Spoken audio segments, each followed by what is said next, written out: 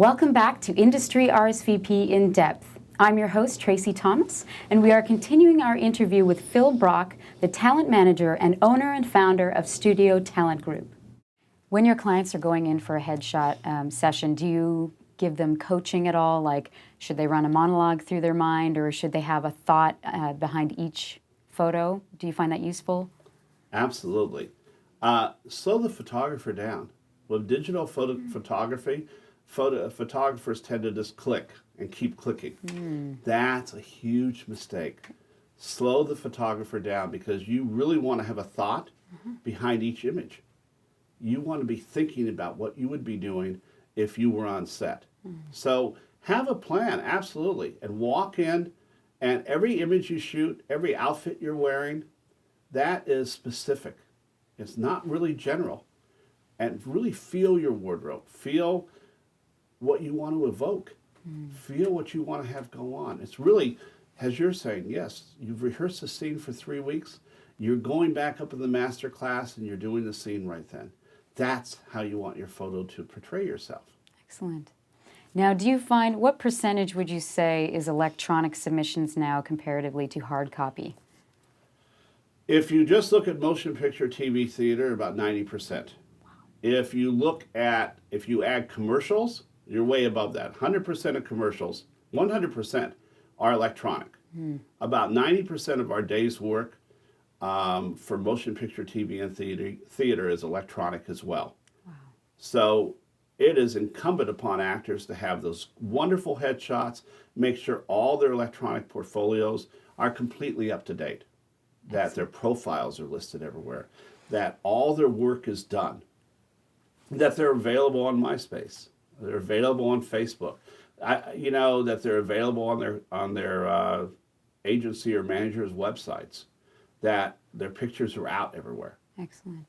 Do you research IMDb a lot when you're meeting new clients, prospect clients? Do you research them on IMDb? Absolutely, because IMDb is probably the ultimate way of knowing if your clients lied on their resumes. Which at the same time, you should have your headshots on IMDb. Any actor who you turn into their IMDb or IMDb Pro and their headshot is not on there, that's ridiculous. It's another potent way of advertising yourself. And, link as much as you can. Link your websites, link other engines so that IMDb pops up in the background, because that'll help raise your meter. Excellent. On IMDb. Ah. Now, do you find it's important also for an actor to put their resume on IMDb? No. I know that's a new thing, and IMDb has just decided to make money that way. Honestly, IMDb to me should be a record of the actual shows that you've done. There are other ways to add in IMDb to other works, to add your bio, to add the commercials you've done, but I don't think you need to pay IMDb just to put your resume on there. That makes sense. What do you do if you have clients who have work that didn't necessarily get shown in theaters or wasn't released on DVD, but there's still credits? How do they get that on IMDb? If the producers, it's first of all primarily up to the producers of the film. Pressure that producer. They're not paying you for the project. Pressure them to put an IMDb listing up there. Okay. Because it doesn't have to be shown in theaters. It has to have been made.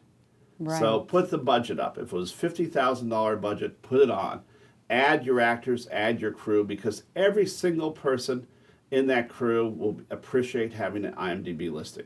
Definitely. And it's really simple. And actors, their agents can always go through. We do adjustments in IMDb all the time for our actors.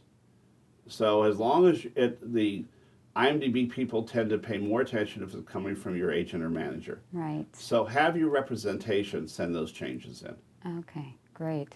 Now, how important do you think it is for an actor to have their own personal website to market themselves? I really don't look at their websites that much. And honestly, I mentioned MySpace a minute ago. There's two ways to use MySpace. One is just, it's your fun website, where you're showing how silly you are. And at the same time, you can also use it as your acting website very easily. You can YouTube You can YouTube link your demo tape to it. You can have your headshots on there. You can have it as more of a serious site. It is searchable through Google and is costing you absolutely nothing. So these days, I would just do a MySpace page, but keep it as a serious page and make that your acting page.